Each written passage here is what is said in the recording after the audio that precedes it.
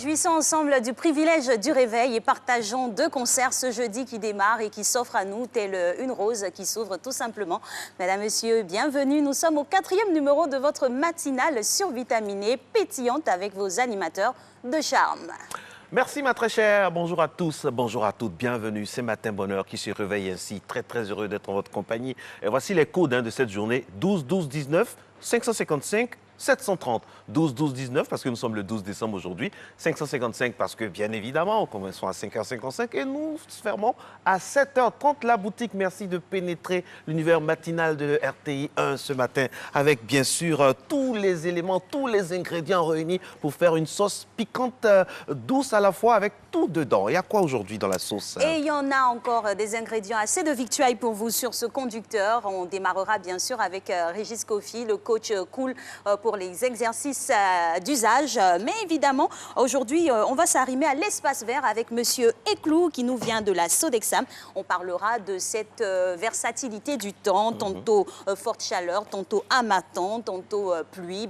On va essayer de structurer tout ça pour s'y retrouver, pourquoi pas. Et puis, nous sommes toujours dans la mouvance de la journée internationale de la lutte contre le sida. Vous le savez, hein, c'est tous les 1er décembre. Et là, nous allons recevoir une personnalité qui nous parlera un peu du point de la lutte. On va avoir des chiffres, on va avoir des statistiques, on va avoir des données. Tout ce qu'on aime à Matin Bonheur, parce qu'à Matin Bonheur, vous le savez, on ne le dira jamais assez, c'est une émission d'utilité publique. À côté de ça, le docteur Envo va venir avec nous vous parler de l'eau minérale, l'eau de pompe, l'eau de source. Quelle eau est bonne pour la santé? L'eau chaude, l'eau froide?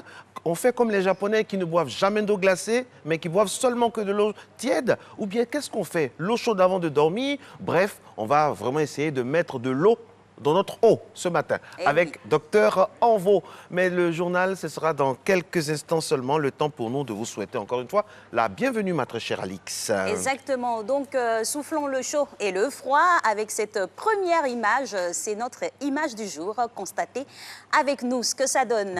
Voilà. Le para-sachet pluie. Exactement. Ça, ce n'est pas le parapluie, c'est le para-sachet pluie. Eh oui, 3 passagers sur une moto, déjà, c'est pas réglementaire. Eh oui. Le conducteur, encore qu'il ait son casque, c'est déjà ça. C'est déjà Maintenant, ça. ses accompagnateurs derrière, c'est sauf qu'il peut. Les sachets plastiques aussi, Ni c'est à la interdit. C'est en mode ni à la sonnant. Voilà. Mais nous, ce n'est pas en mode ni à la sonnant, c'est en mode tout simplement Dieu veille toujours. Merci d'être avec nous. C'est Matin Bonheur. Le gilet de l'info est avec nous, porté magnifiquement par notre très jeune et pétillant ami Régis Kofi. C'est parti, Matin Bonheur commence maintenant.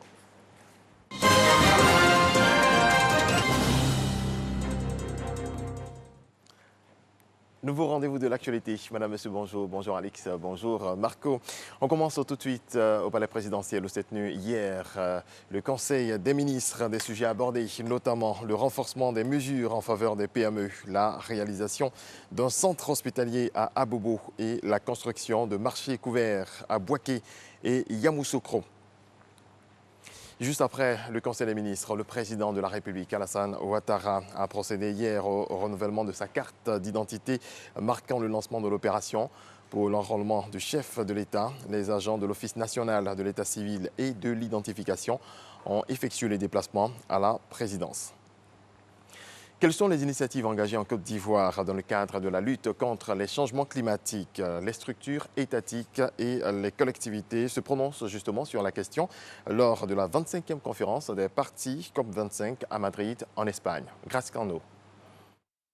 L'utilisation de l'énergie solaire pour l'approvisionnement en eau potable en Côte d'Ivoire. Ce thème a fait l'objet d'une conférence animée par des experts de l'Office national de l'eau potable. Selon ces experts, le réchauffement climatique impacte négativement les niveaux d'eau dans les forages. Nous avons des éléments très patents, notamment à Boaké.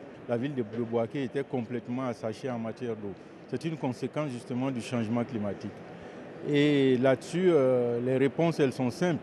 Il faut aller dans le sens justement de réduire ces effets-là, qui sont peut-être orientés vers des énergies alternatives, qui sont celles qui peuvent concerner l'énergie solaire. Autre sujet abordé, la conservation de la biodiversité dans la région d'Nzi et la création de 1200 hectares de forêts communautaires dans la région d'Elifou. Le Nzi fait partie de la boucle du cacao.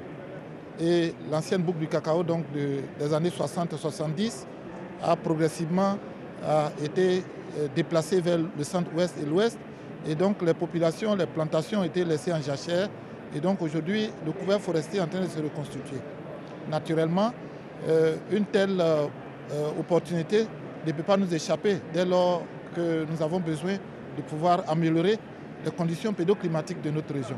La région initialement productrice de café et de cacao, aujourd'hui est parmi les plus pauvres de Côte d'Ivoire, nos populations ayant migré vers l'ouest du pays sous l'effet néfaste du changement climatique.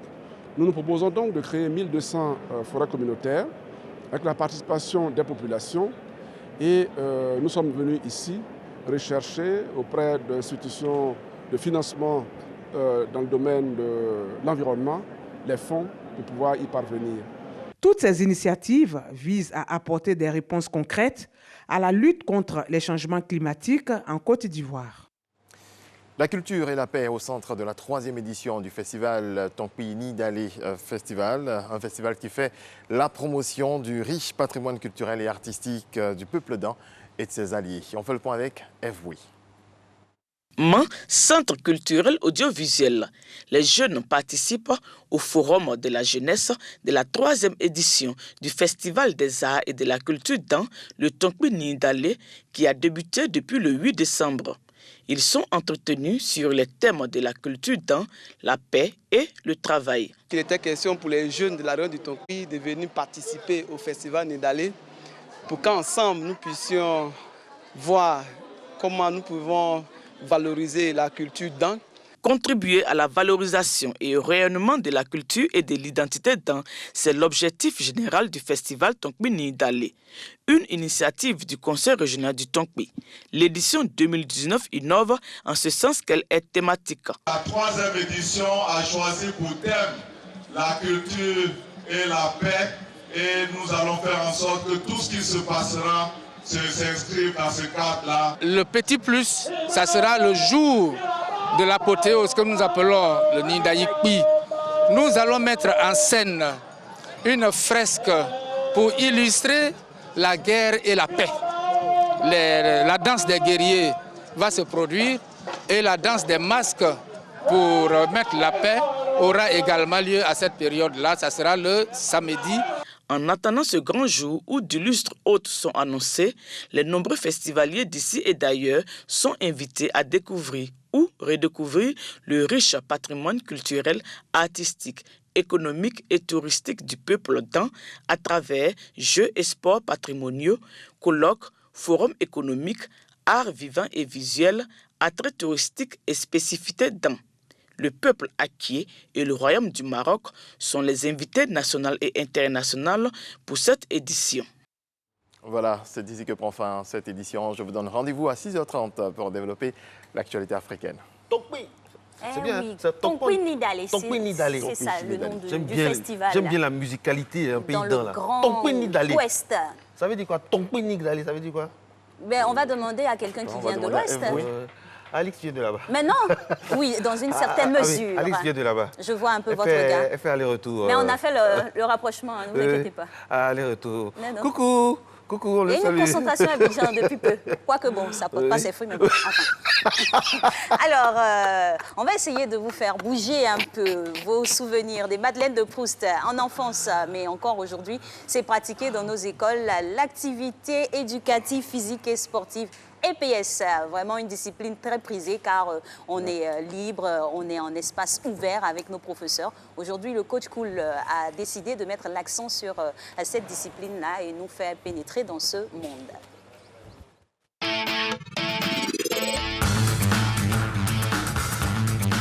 Coucou championne, coucou champion.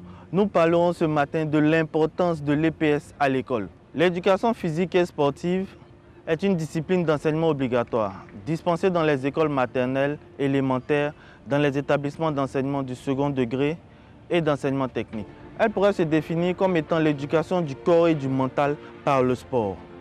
Participer au cours d'EPS apporte de nombreux bénéfices. Elle agit ainsi sur 3 facteurs bien distincts que sont le facteur physique, mental et social. Le sport aide à perdre de la masse, renforcer les os et les capacités cardiovasculaires.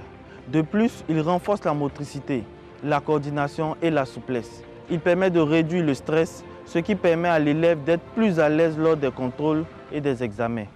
Sa pratique régulière favorise la qualité du sommeil, ce qui rend l'apprenant plus performant en classe. Il est également important de noter qu'il favorise une meilleure croissance physique et renforce le système immunitaire, ce qui évite de tomber malade, donc de ne rater aucun cours.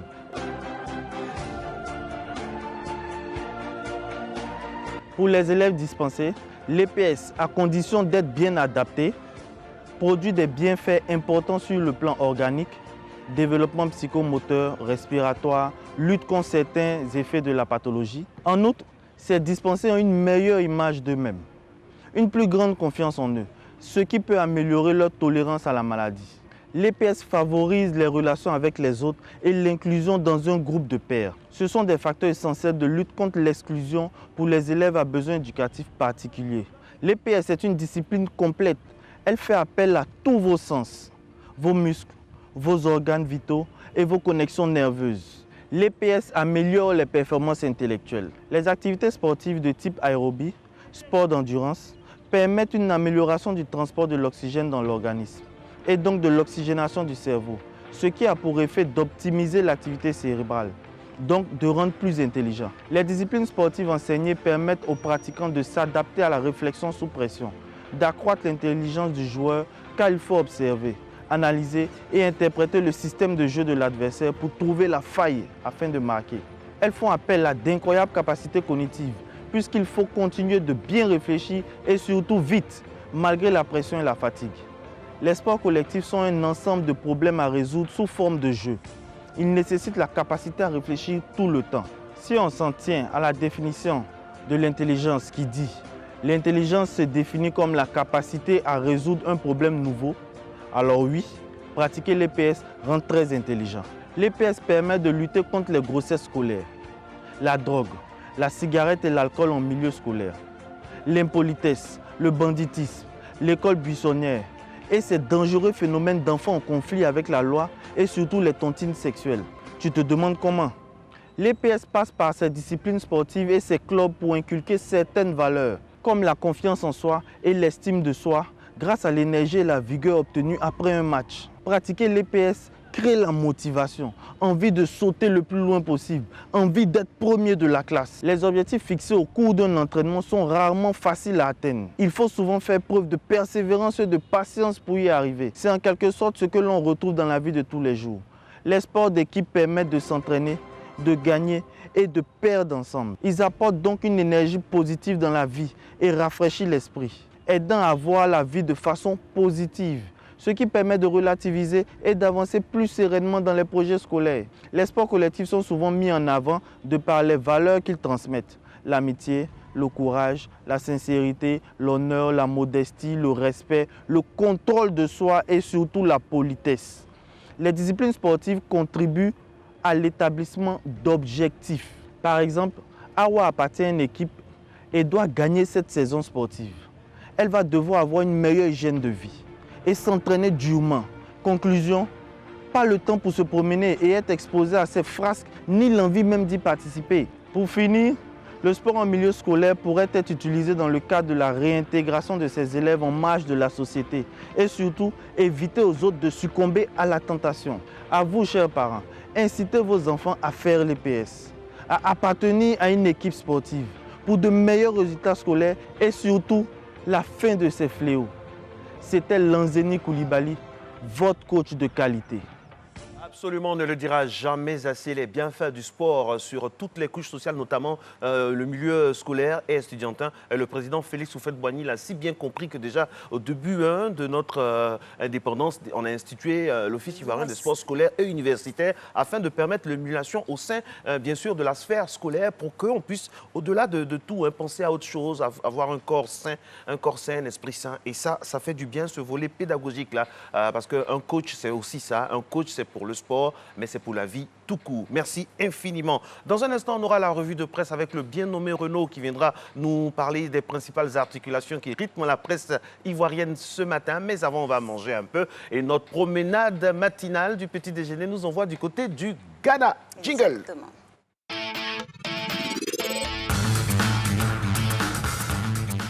Koumassi, Noé, Takoradi, nous sommes là chez vous pour partager ce petit déjeuner-là au nom Oussa Coco. Voilà, c'est le nom, le Oussa Coco et le Akara. Et c'est une bouillie de mil accompagnée de beignets de haricots frits. Donc c'est très bon le matin, avec un petit piment aussi. Hein. Dans d'autres endroits, on appelle ça le gaou. C'est ça. On appelle ça le gaou au Bénin, au Togo. Et ça fait du bien, ça soutra. Parfois, on peut mélanger ça avec du gari, faire un peu de ça c'est très bon aussi. Ça, voilà, bon. avec cette bouillie-là, avec un peu de lait. Voilà, en petit déjeuner comme en goûter, c'est excellent, ça passe bien. Et bon puis pour après, le moral. on boit une bonne bouteille d'eau. Voilà. On nous dira laquelle? Le docteur envoie là, donc on boit de l'eau, on ne boit pas autre chose après. Bon appétit si vous nous regardez ce matin. C'est Jacques Brou qui fait le son, entre guillemets, celui qui réalise et qui assure la fluidité technique de cette émission avec Nadège, Edwige, toute l'équipe en haut, nos amis du son. Voilà, on est très très heureux de bénéficier de leur expertise. Monsieur Ekou viendra nous parler donc de météo dans quelques instants, mais avant... Renaud Kobia.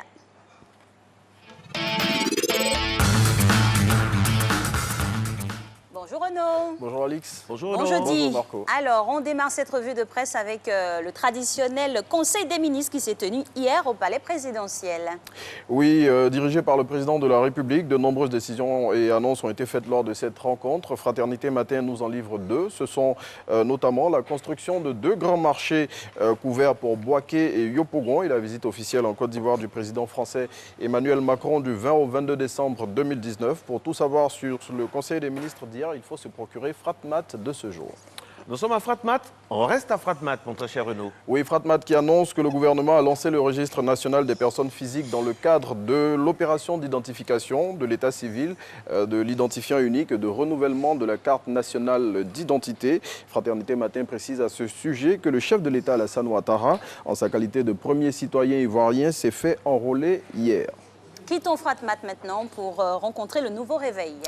Le confrère qui barre à sa une, 2e giga-meeting de l'opposition à Yopougon. Retour de Soro après 6 mois d'absence, 21-22 décembre, 2 dates à suspense à Abidjan.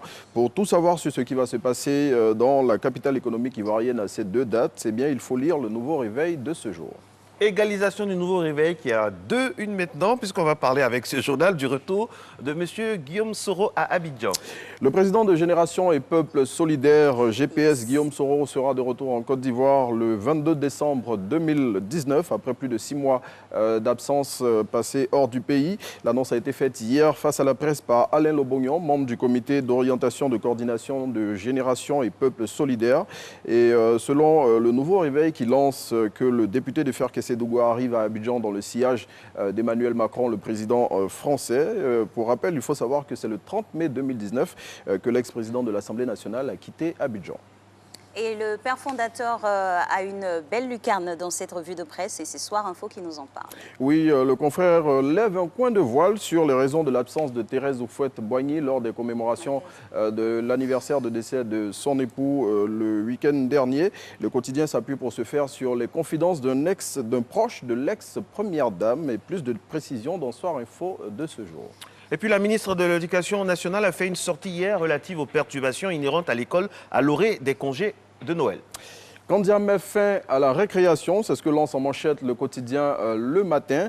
La ministre de l'Éducation nationale, de l'enseignement technique et de la formation professionnelle a eu une rencontre hier avec les différents acteurs du système éducatif afin de trouver une solution aux troubles constatés dans plusieurs villes et communes du pays. La ministre a annoncé au cours de cette rencontre que tous les élèves responsables de ces troubles seront définitivement radiés de toutes les écoles publiques et privées de la Côte d'Ivoire. Et de plus, les parents de ces enfants devront obligatoirement réparer les dégâts causés par leur progéniture. Il faut noter que 80 personnes ont été interpellées dans le cadre de ces troubles et 3 ont malheureusement perdu la vie. Hélas. Et maintenant, on parle des travaux du 4e pont qui verront une modification. Oui, le 4e pont d'Abidjan qui va relier Yopougon au plateau va connaître une modification. Initialement prévue en 2 fois 3 voies, l'infrastructure routière aura un autre tronçon aménagé en 2 fois 1 voie. Cette voie express, selon le site d'information 7 Info qui cite un responsable du projet, est réservée à un bus électrique qui partira de la commune de Yopougon, précisément de Songon, pour Bingerville tous les jours. Et appelé BRT, entendez par là bus transit rapide, ce projet fait désormais partie intégrante de la réalisation finale du 4e pont. Eh oui, les populations abidjanaises attendent ça avec beaucoup d'impatience. Allez, on jette un coup d'œil maintenant au quotidien d'Abidjan, Renaud. Le confrère révèle en exclusivité que des choses bizarres se passent à la Cour pénale internationale dans le procès de Laurent Gbagbo et Charles Blé Goudé. Et pour plus de détails, il faut voir le quotidien d'Abidjan de ce 22 décembre 2019 plutôt. Les jours passent vite. Exactement. Et on sort de la terre des Burnies pour s'intéresser au quotidien aujourd'hui. Et c'est au pays d'Alpha Condé que nous envoie le confrère avec un reportage intitulé « Guinée, reportage dans un pays riche et pauvre à la fois ». Voilà, c'est ici qu'on referme la revue de presse d'aujourd'hui. Merci Renaud. Merci. À demain Renaud. J'ai failli dire merci Alix. Mais merci non, à vous Renaud. Merci Marco. C'est la même chose. Et merci Alix. C'est Malix. C'est ça. Merci okay. Marco et Alix.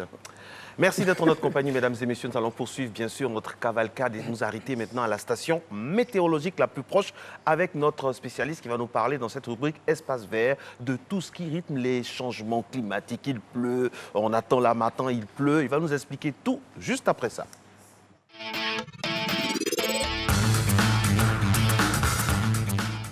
Triome d'atmosphère qu'on constate maintenant depuis peu, harmattan, pluie et chaleur. Bonjour Monsieur Iclou. Bonjour Monsieur Iclou. On va essayer de démêler tout ça. Qu'est-ce que déjà c'est l'harmattan? Bon, ce n'est pas encore l'harmattan au niveau du sud de la Côte d'Ivoire. L'harmattan a commencé au nord de la Côte d'Ivoire, mais les vents secs dans leur mouvement n'ont pas encore atteint le sud de la Côte d'Ivoire. Donc on ne peut pas parler d'harmattan en ce moment pour les régions du sud, le long du littoral ivoirien. Voilà. OK. Alors, on a constaté, je trouve qu'il y a une très forte chaleur. On va parler des pluies tout à l'heure, mais il y a une fait très chaud et de plus en plus tôt.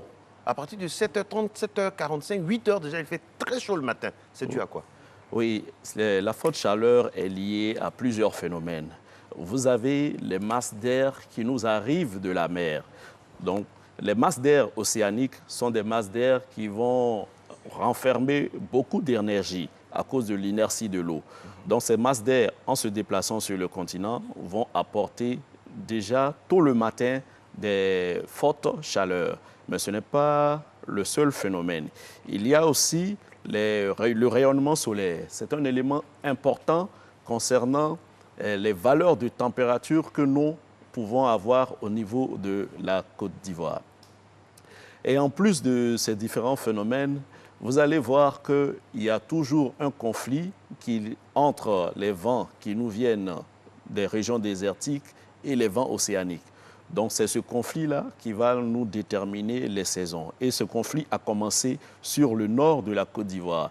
Il descend progressivement sur la région du centre et finira par atteindre le sud, probablement vers la fin du mois de décembre ou le début du mois de janvier. Parce que nous ne pouvons pas donner une limite nette entre deux saisons. Et vous avez la période qu'on va appeler l'intersaison. Donc cette période sera la période de flottement entre une saison sèche et la saison humide. Donc c'est ce qu'on peut avoir au niveau de la Côte d'Ivoire.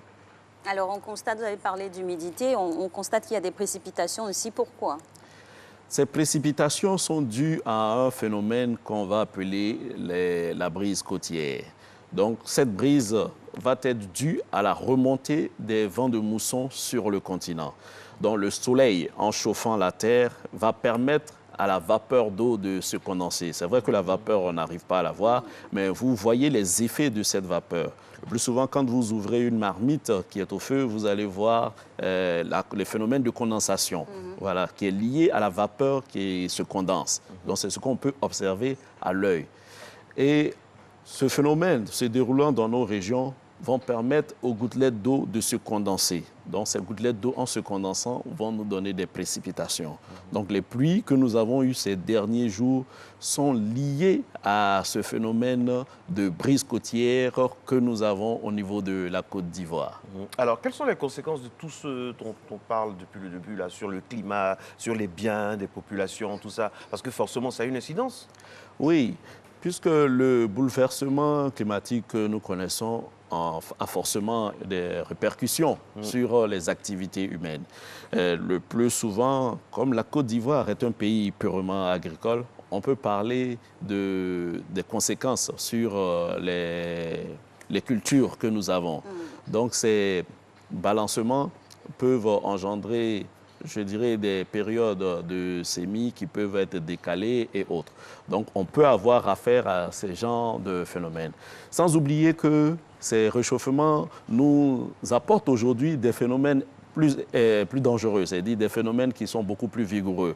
Donc ces phénomènes plus vigoureux peuvent nous donner de fortes précipitations et malheureusement des inondations ou des glissements de terrain et autres. Donc ce sont ces différents facteurs que nous craignons lorsque nous avons de fortes précipitations de ce genre. Alors, Monsieur Clou, en plein déroulé de la COP25 actuellement, qui s'est tenue à Madrid et un prolongement à Paris avec des distinctions, il y a un changement climatique avéré. Oui. Les scientifiques, les experts du GIEC, c'est-à-dire on a un groupe international d'experts qui réunit des experts de différents pays qui s'est tenu et en fonction de tous les relevés qu'on a pu observer durant cette année, on s'est rendu compte que l'année 2019 est l'une des 3 années les plus chaudes que notre atmosphère ait pu connaître. Donc devant cette situation, il était important pour les Nations Unies, à travers la COP, de sensibiliser les différentes populations surtout sur les activités humaines. Parce qu'on se rend compte que la dégradation de l'atmosphère est liée à l'action de l'homme, aux facteurs anthropiques. Donc c'est devant ces facteurs-là que les résolutions des Nations Unies nous demandent de vraiment réduire les gaz à effet de serre pour éviter ces réchauffements et éviter d'avoir des phénomènes climatiques beaucoup plus dangereux pour nos populations. Monsieur Clou, on a souvenance qu'en 2007, le GIEC a eu le prix Nobel, le prix Nobel de la paix avec Al Gore. Oui. Avec Al Gore, et c'était un moment de beaucoup de promesses. 12 ans après, en 2019, on a constaté, on a l'impression que rien n'a bougé. Non, les choses bougent. Peut-être au niveau des populations, on va se rendre compte que le changement n'est pas significatif. Mais beaucoup de pays ont pris la résolution de vraiment réduire les gaz à effet de serre. Et pratiquement, concrètement, ça se manifeste Oui, comment? Ça se manifeste d'abord à travers, quand vous voyez les véhicules. Aujourd'hui, on est en train de migrer vers les véhicules diesel et autres, aux véhicules électriques. Quand vous dites nous, on veut parler de la Côte d'Ivoire. Comment en Côte d'Ivoire, on lutte contre on fait en sorte que les résolutions soient respectées en Côte d'Ivoire concrètement? Oui, ces résolutions sont respectées en Côte d'Ivoire à travers, d'abord,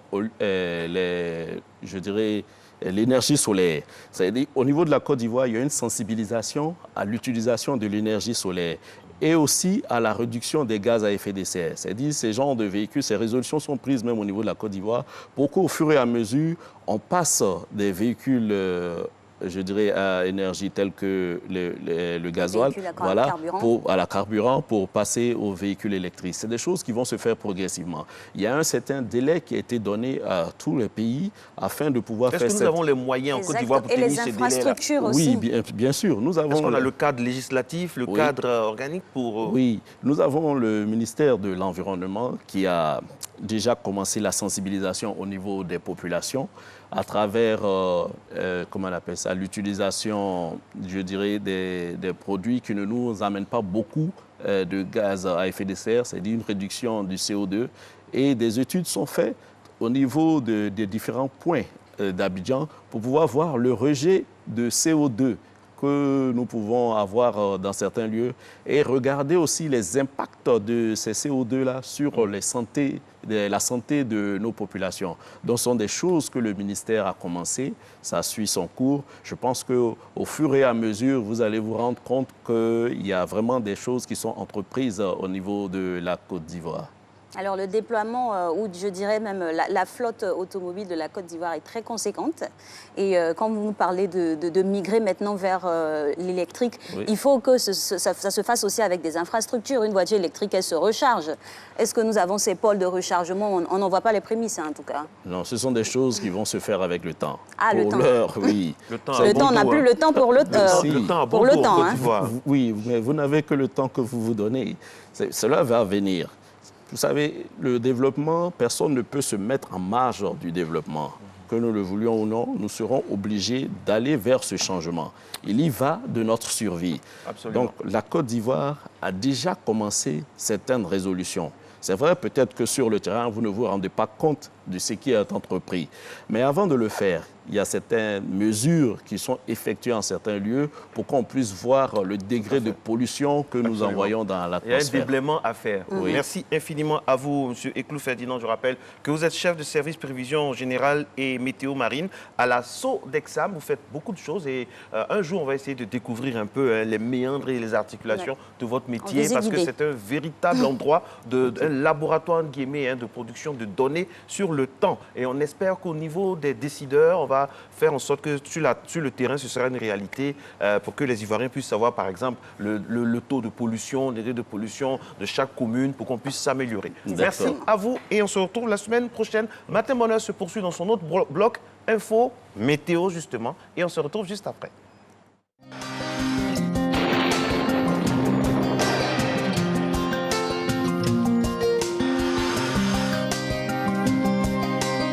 MTN, everywhere you go. Mesdames et messieurs, bonjour. Pour cette matinée, on aura une légère atténuation des effets de l'harmattan sous un ciel partiellement nuageux au nord du pays. La bande centrale et le sud forestier observeront en début de matinée du brouillard ou de la brume humide avant de faire place à un temps nuageux à partiellement nuageux. Sur le littoral, le temps sera généralement nuageux avec des pluies localisées, notamment sur le littoral ouest. Pour les variables de la matinée, on note 25 degrés à Abidjan ainsi qu'à Diaké, 22 à Bandoukou, 24 à Boaké, 23 à Daloa, 24 à Dimbokro, 23 dans la région du Go, 20 à Korogo, 21 à Mans, 20 à Odiéné, 24 degrés à San Pedro, Sassandra et Tabou et enfin 23 degrés à Yamoussoukro. Dans l'après-midi, l'installation de la brise côtière sera favorable à la formation d'orages accompagnée de pluies dans le sud forestier et sur le littoral. La bande centrale sera caractérisée par des éclaircies avec la présence de quelques nuages denses en fin de période, notamment à l'ouest et au centre-ouest. Le nord sera sous l'influence des vents secs et chauds de l'harmattan. Pour les températures de l'après-midi, on note 31 degrés à Abidjan ainsi qu'à Diaké, 34 à Bandoukou, 33 à Boaké ainsi qu'à Daloa, 34 à Dimbokro. La région du Go affichera 33 degrés, 34 dans le Poro, 32 dans le Tonkui, 34 à Odiéné, 31 à San Pedro, 30 degrés à Sassandra et Tabou et enfin 33 degrés à Yamoussoukro. Merci pour votre aimable attention. Nous vous souhaitons de passer une très belle journée.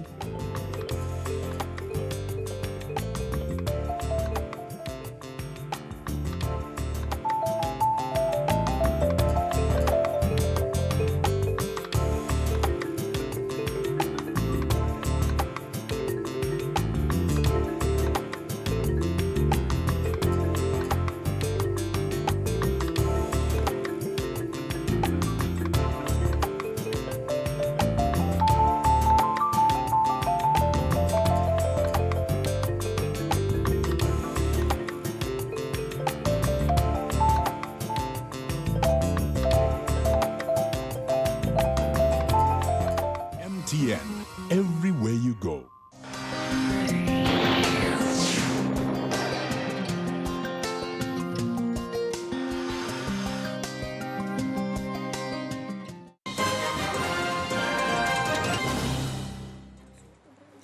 L'actualité du retour, cette fois sur le continent, a commencé par le Niger. Plusieurs dizaines de soldats tués dans l'attaque d'une garnison à Inates. Cette attaque est la plus meurtrière jamais enregistrée dans cette zone frontalière avec le Mali, selon un bilan du ministère nigérien de la Défense. Au moins 71 militaires ont été tués dans l'attaque et un nombre important d'assaillants neutralisés.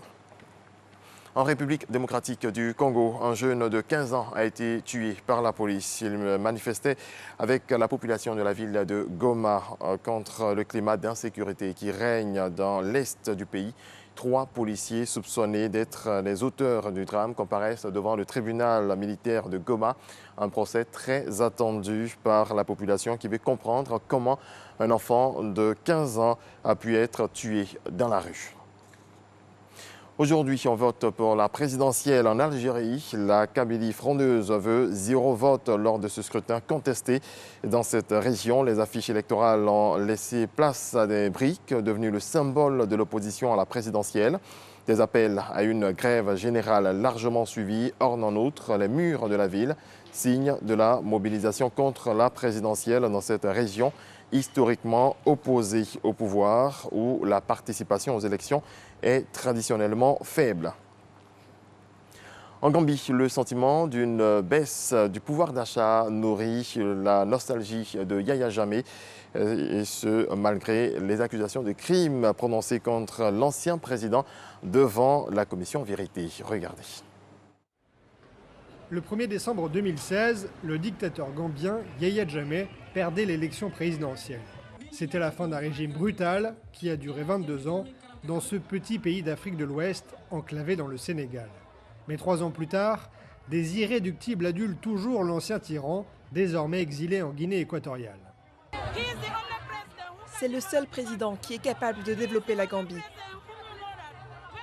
C'est le seul président qui sait de quoi on parle et qui nous comprend. Depuis près d'1 an, les témoignages accablants se multiplient devant une commission Vérité et Réconciliation. Torture, exécution d'opposants, l'ancien dictateur est même accusé de viol. Mais ses supporters rejettent en bloc ces accusations. Ils assurent que l'ancien parti présidentiel, l'APRC, survivra à ce grand déballage. On le voit ici, et tous ces gens qui affichent leur amour pour lui. La commission Vérité et Réconciliation doit voir qu'il y a toujours des gens qui aiment l'ancien président. Pour son rassemblement annuel, le parti de Jammeh a attiré plusieurs milliers de personnes. Une démonstration de force pour un mouvement qui ne compte plus que 5 sièges sur 58 à l'Assemblée nationale. C'est une conséquence paradoxale de l'ouverture démocratique permise par son départ. Les soutiens de Jammeh se font entendre et ils l'utilisent comme symbole et comme cri de ralliement pour leur parti. Presque tous les soirs, quelques soutiens de Jammeh se donnent rendez-vous. Ils se réunissent dans la maison du nouveau chef du parti, Fabakary Tombong Jatta. La formation fait souvent courir la rumeur d'un retour imminent de l'ancien président. Il a le droit de revenir et il reviendra, si Dieu le veut. Il sera bientôt de retour, ce n'est qu'une question de temps. Il est presque sur le chemin du retour. Mais si Yaya Jammeh revenait en Gambie, il risquerait alors, très certainement, de devoir faire face à la justice. Les autorités tunisiennes ont commencé à distribuer mardi un guide destiné à chaque détenu et gardien de prison du pays, détaillant de façon simplifiée les droits et devoirs en incarcération. L'objectif est de diffuser la culture des droits de l'homme dans les prisons. Point final, on se retrouve à 7h pour développer l'actualité internationale. Et oui, ce point final pour l'actualité africaine. Dans quelques instants, on vous retrouvera pour l'extérieur de l'Afrique. Je vous donne un peu d'eau?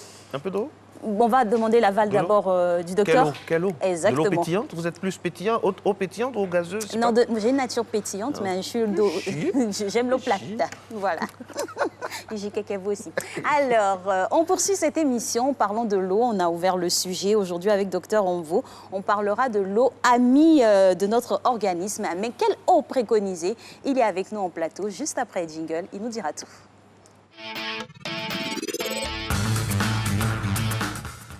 Docteur Onvo, quel plaisir de retrouver notre docteur Onvo qui casse les codes et nous, ça nous fait plaisir. Il nous ramène aux bons souvenirs des fondamentaux, des choses à voir pour la santé. Aujourd'hui, le fameux souci de l'eau. On l'a dit, l'eau est source de vie, mais l'eau peut être source de malheur aussi. Avec lui, on va tout savoir. D'abord, dites-nous, c'est quoi l'eau? Qu'est-ce que c'est que l'eau? L'eau est une matière. L'eau, c'est de l'eau. L'eau, c'est une matière. C'est une question. C'est une question. L'eau, c'est l'eau. L'eau, c'est l'élément chimique. H2O, la formule. H2O, la formule H2O. Voilà, mais l'eau n'est pas seulement H2O. L'eau est H2O plus accompagnée des minéraux, etc. Voilà. D'accord. Et sous quel procédé, vous nous le direz, bien sûr? L'eau, H2O plus des minéraux. Des minéraux, bien sûr. C'est la source naturelle qu'on a. Voilà, c'est ce que nous avons, la source. Mais il y a des influences aussi avec différentes qualités d'eau. Oui, bien sûr, différentes qualités. Puis ça dépend aussi des couches du sol que l'eau a traversées avant. Voilà. Justement, parlons de classification. Quelle sorte d'eau nous avons? Différents types d'eau. On a l'eau minérale, on a l'eau gazeuse. Est-ce qu'on peut faire une liste? L'eau misérable aussi, des fois. Est-ce qu'on peut faire une liste? On a différentes eaux. Je n'ai pas une liste exhaustive. Il y a l'eau minérale, il y a l'eau que nous avons, l'eau de robinet, et il y a l'eau de barigot, l'eau de source aussi. Voilà, différentes sources que nous avons. L'eau de fleuve, l'eau des océans. Etc. Voilà. Mais toutes ces eaux-là ne se consomment pas de la même manière. Non. Voilà. Je pense que les traitements sont effectués avant de mettre à la disposition de la population. Alors, docteur, pourquoi boire de l'eau? Pourquoi? Il faut boire de l'eau parce que notre corps est composé d'eau. L'eau est l'élément majeur de notre organisme. Le corps peut contenir près de 65% d'eau. Au fur et à mesure qu'on vieillit, bien sûr que cette eau d'eau va baisser, mais l'élément majeur du corps humain, c'est de l'eau. Donc il faut boire de l'eau parce que l'eau permet de... L'eau a plusieurs fonctions. L'eau a plusieurs fonctions. Voilà, l'eau permet de drainer le corps, l'eau permet de drainer les différents minéraux et puis les vitamines dans les organes. L'eau permet aussi de faciliter les différentes réactions du corps. L'eau transporte l'oxygène pour nourrir les différents organes. L'eau a plusieurs fonctions. Donc il est important de boire de l'eau. C'est très bien, hein, pour ceux qui nous regardent, c'est très bon. Déjà, docteur, on va être d'accord dessus. Hein. L'eau, c'est bon, il faut boire de l'eau. Comment boire de l'eau, docteur? Comment? En quelle quantité? Alors, le premier réflexe que nous avons, c'est de boire de l'eau quand nous avons soif. Ça, c'est le premier réflexe. Il est bon, mais il n'est pas toujours bon. Parfois, il faut observer, la dernière fois que nous avons bu de l'eau, ça date de combien de temps? Si après 2 heures, 3 heures, on peut boire chaque 2 heures. Il est intéressant de boire de l'eau chaque 2 heures. Il y a certaines personnes qui n'aiment pas boire de l'eau, ce qui est très mauvais. Certaines personnes n'aiment pas boire de l'eau, ce n'est pratiquement pas bon. Ils n'aiment pas boire de l'eau. Alors, vous voyez, ne pas boire de l'eau, c'est très, très mauvais. Pourquoi? En consultation, non, vous ne buvez pas de l'eau. Il y a beaucoup de conséquences de ne pas boire de l'eau. D'abord, le rein sera sec. Et puis, alors, vous n'allez pas drainer les minéraux, comme j'ai dit. Normalement, on dit qu'on doit boire un verre d'eau avant de manger un fruit. On doit boire un verre d'eau avant de manger un fruit. C'est-à-dire que, alors, on boit un verre d'eau, on mange un fruit. C'est l'eau que nous venons de boire qui va drainer les différents minéraux et les vitamines du fruit à travers l'organisme. Donc, c'est un peu comme ça. Il faut boire de l'eau. Alors, il y a certaines personnes qui n'aiment pas boire de l'eau. En consultation, on rencontre des personnes, toute la journée, ne boivent pas de l'eau. Parce qu'ils se disent, par exemple, que si je bois de l'eau, j'irai faire pipi. Alors, que les toilettes ne sont pas propres. Vous voyez un peu? Alors, ce n'est pas bien de ne pas boire de l'eau. Et encore, la conséquence majeure, et je le dis, je le répète, ceux qui n'aiment pas boire de l'eau, ce n'est pas bon. Mais quand ils boivent pas de l'eau, alors qu'ils sont hypertendus, qu'ils prennent des médicaments de tension, s'ils ne boivent pas de l'eau, ça c'est une très grosse erreur. Une très grosse erreur. La recherche que nous faisons montre que ceux-là vont avoir un problème de rein, ce qu'on appelle une hypercréatinémie, qui, si ce n'est pas résolu, peut arriver à l'insuffisance rénale. Voilà, c'est une des conséquences majeures de ne pas boire de l'eau. Ils sont habitués à ne pas boire de l'eau. Certains m'ont dit par exemple que... J'ai pas soif. Je n'ai pas soif. J'ai oublié, mon bureau est climatisé et je n'ai pas le temps. Ils ont plusieurs arguments, mais je vous assure, une fois que le mal est là, lorsqu'on pèse les arguments que nous avons évoqués en son temps, et puis le mal que nous avons, nous voyons que ça ne tient pratiquement pas. Ça ne tient pratiquement pas. Donc il faudra que nous buvons de l'eau. Même quand on n'a pas soif, hein. Ça c'est très important, vous avez dit ça en début. Il faut boire de l'eau même quand on n'a pas soif. Alors, la soif exprime souvent ce qu'on appelle une déshydratation. C'est-à-dire que le corps... C'est quand nous sommes au seuil de extrême. C'est un clignotant en fait, c'est un clignotant. Mais n'attendons pas arriver à ce stade avant de boire de l'eau. Alors, docteur Marcella a parlé de la quantité. Vous avez donné les fréquences, mais à quelle quantité? C'est un verre d'eau, c'est une bouteille d'eau? Il est intéressant d'avoir une consommation autour de 1,5 litre à 2 litres d'eau. Il faut boire de l'eau. Il faut boire de l'eau. C'est Voilà. quoi une bouteille Un litre 5 d'eau à 2 litres d'eau, c'est près de 6 à 8 verres d'eau. Les verres, nous avons les verres de 205 ml. Donc lorsqu'on fait les 7 verres par jour, alors on peut facilement atteindre les 2 litres d'eau par jour. On trouve de l'eau à travers les aliments. Il y a l'eau dans les fruits. Voilà, il y a l'eau dans les fruits. Mais il faut dire que l'eau que nous recommandons de boire, c'est l'eau pure. L'eau pure. Nous ne disons pas que non, en mangeant les fruits, je bois de l'eau. Non, on peut manger les fruits puis boire de l'eau. Ça veut dire qu'on mange des fruits. Lorsqu'on prend les aliments avec les sauces contiennent de l'eau. Vous voyez un peu. Donc tout ceci n'est pas comptabilisé dans ce que nous disons 1,5 litre à 2 litres d'eau. Voilà. Donc, au-delà de ces aliments, nous devons boire 1,5 litre à 2 litres d'eau par jour. Voilà, mais cet excès d'apport en eau par les fruits, là, c'est vraiment pas nocif. Hein? Non, c'est pas nocif. C'est bénéfique même. Bon, moi, je dirais excès lorsque certaines personnes font le puits d'eau, ou parfois ils font les 5 litres d'eau par jour, ce qui est très, très bon. Alors, docteur, concernant l'eau, concrètement même, l'eau, pas qui ne vient pas de sauce, de fruits, tout ça, l'eau. Quand on prend ce qu'on a sur la place, qu'est-ce qui est bon? On a l'eau minérale. Aujourd'hui, il y a une pensée qui dit que quand on à un certain âge, il ne faut plus boire l'eau de robinet. Il y en a qui disent aussi que oui, l'eau de robinet, c'est très bon. Il y a des diabétiques qui se plaignent par rapport à l'eau du robinet. Vous, docteur, qu'est-ce que vous dites? Je pense qu'il y a des règles établies en Côte d'Ivoire pour établir la qualité de l'eau. Ça existe déjà. Mais personnellement, ce que moi je fais, j'ai toujours dit en conseil à mes patients que je souhaite, pour ceux qui n'ont pas les moyens pour acheter de l'eau minérale, je ne dis pas forcément que l'eau minérale de meilleure qualité que l'eau de pompe. Je ne l'ai jamais dit parce que je n'ai pas de preuves pour certifier. Je le dis et je le répète. Vous n'avez pas de preuves comment? Il y a toutes les informations sur les bouteilles. Non, c'est parce que la SODECI aussi refuse et bien n'affiche pas les qualités de l'eau de pompe. Sinon, on peut faire les mêmes affiches et puis mettre sur nos... Maintenant, pourquoi la SODECI ne fait pas? Là, ça, c'est une question à poser. Vous-même, vous êtes dans le domaine. Pourquoi vous ne leur posez pas la question? Et puis, vous voulez que nous, on leur pose. Vous faites des recherches sur l'eau, donc vous êtes en mesure de nous dire les différenciations ou les spécificités. Si vous allez voir la direction de la SODECI, ils ont... docteur, nous, on ira voir. Ils ont les caractéristiques... Donc, il faudrait que, mesdames et messieurs de cette entreprise, qu'on puisse avoir des informations là-dessus sur la nomenclature, la qualité, ce serait bien. Voilà. Si seulement la SODECI accepte d'afficher la composition de l'eau de pompe, vous allez voir que voilà. C'est ça. Elle peut afficher. OK, on va les laisser. Maintenant, l'eau minérale. L'eau minérale. Est-ce que c'est bon pour la santé, l'eau minérale? L'eau minérale, c'est comme l'eau de pompe que nous avons. Ah bon? Je vais vous dire comment je fonctionne. Je dis ceci. Alors, certaines personnes achètent des filtres à la maison pour filtrer l'eau. Parce qu'on a un peu... On dit non, l'eau de pompe est un peu... Oui, on n'a pas la composition. La couleur n'est pas bonne, ou bien que le goût... Bon, il y a plusieurs paramètres que nous essayons de juger par rapport à l'eau minérale. Mais je dis toujours à la maison, je souhaite, de manière simple, qu'à la maison, on puisse acheter une grosse bassine. Laissons l'eau décanter. La décantation est un des moyens pour filtrer l'eau. Laissons-les décanter. Lorsqu'on laisse l'eau décanter, vous allez voir d'abord le goût change et vous allez voir au fond de la bassine, vous allez voir un dépôt. Vous allez voir un dépôt. Et ça aussi, c'est une manière de filtrer l'eau. Pour ceux qui n'ont pas les moyens de s'acheter des filtres, c'est une manière de filtrer l'eau. Et moi, généralement, c'est ce que je fais à la maison. Si on doit filtrer, c'est qu'il y a un problème alors. Exactement, parce que ce dépôt en bas là, c'est quelque chose qui est nocif, qui n'est pas bon. Le problème peut exister comme le problème peut être de la tête. On a toujours bu l'eau. On a toujours bu l'eau. La psychologie de la consommation d'eau. Voilà. On a toujours bu l'eau de pompe depuis notre enfance. Alors, au fur et à mesure que nous évoluons, que nous avons des connaissances, alors on commence à douter un peu de la qualité de l'eau. Vous voyez un peu. On ne devrait pas, c'est pas légitime? Non, c'est libre, chacun peut penser. Chacun peut penser. Et chacun peut prendre ses dispositions pour se protéger vis-à-vis de n'importe quel phénomène. Donc, depuis moi, je le dis à la maison personnellement, moi, à la maison, je demande qu'on puisse laisser l'eau décanter avant. Je ne dis pas que l'eau est mauvaise, mais je dis avant. Je défends mes patients comme par exemple mes enfants. Je leur dis, je ne souhaite pas que vous... cette image-là, je ne l'aime pas trop. Est-ce qu'on peut avoir l'image à l'antenne, M. Jacques? Dites-nous pourquoi. Merci. Cette image, pourquoi vous ne l'aimez pas? On a tous fait ça à l'école primaire, Alix. Ah oui.